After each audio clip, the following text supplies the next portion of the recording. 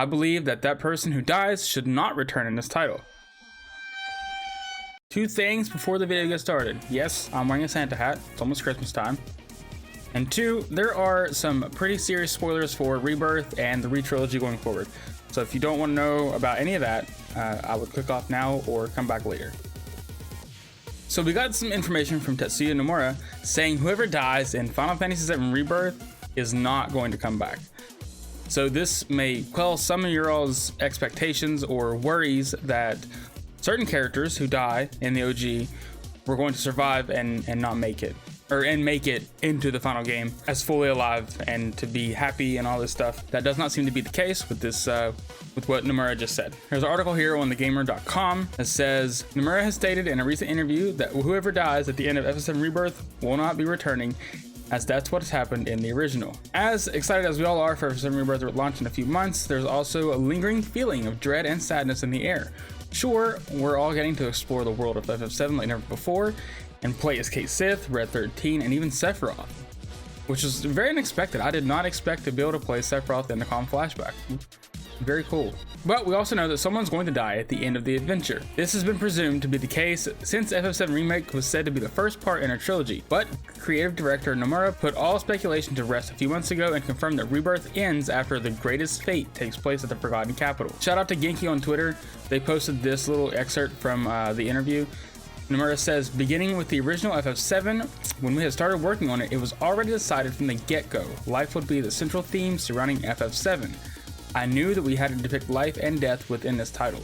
Prior to FF7, there had been other titles where characters have experienced tragedy, but many of them have come back or been revived in some way. But I believe loss is something that happens unexpectedly, and it's not something so dramatic or drawn out, but it's something in which a person you've just conversed with is suddenly gone and never to come back. I believe that that person who dies should not return in this title, and that is what we did with the original. Again, so that's heavy implication that old girl Aerith is not going to make it. Now, do I think that she's not going to be in Remake Part 3 at all?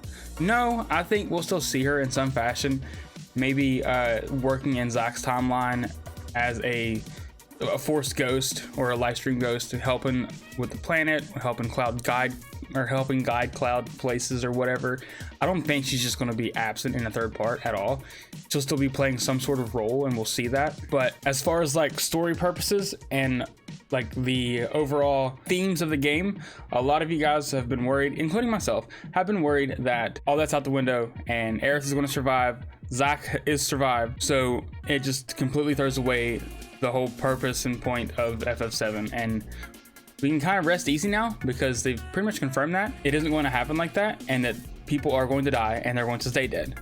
Sure, you have Zack's timeline or the Terrier timeline where people are alive that should be dead, but I think that is just a way for the team to tell a new story while also telling the same story at the same time. So we know what's going to happen in Cloud's timeline. So instead of just replaying that over and over again, as we did 20 plus years ago, we have that, but then we also have Zack's story and timeline that's going to be a bit different, so that way they can tell a fresh story along with telling the OG story. How this plays out, no idea at all. Some seem to think that when Aerith dies at the Forgotten Capital in Remake or Rebirth, she will be awoken in Zack's timeline where she's currently in a coma or knocked out or whatever, because they think that only one consciousness can be alive at a time. Personally, I don't subscribe to that theory, because if that's the case, how is Marlene and Kyrie and, you know, Elmira alive and all that stuff? I don't think that's the case, but who knows? Who knows?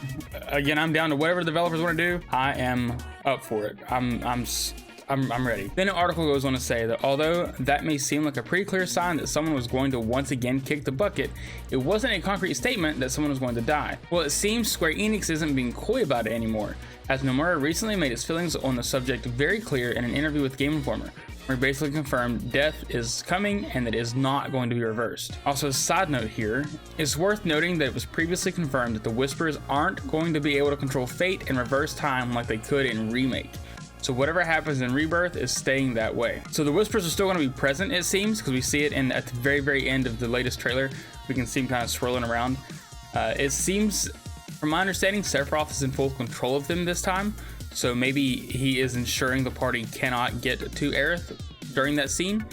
and it's just their way of like blocking her off. I do fully expect that the scene will play out differently this time for the shock factor, because all of us who've played the OG game know what's going to happen. We know it's coming, but if they can like slide it in and maybe give us like a fake out, or do it sooner or a little bit later, or have it play out a little bit differently, I think that'll go a long way, so we're not expecting it and we're like, oh yeah, that happened again.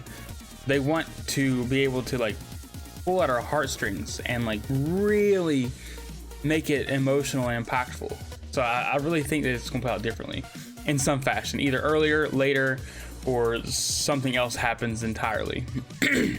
But at the end of the day, Aerith has to die, and it seems that she is going to die, at least in Cloud's timeline. So don't worry, you're in good hands. Have faith, trust the process, trust the developers, and yeah, just trust the process, because they know what they're doing. I have full faith in the development team, because Remake was so good, and not much changed. Like 1% of the game was different. Other than that, they added and expanded on things to give you a deeper understanding of the world and the story that they couldn't do in the remake. So, or in the OG game. So I'm super excited for all of that added content that's getting added in Rebirth, with the new towns like Crow's Nest. We're gonna have new story stuff that goes in deeper into the world and the lore.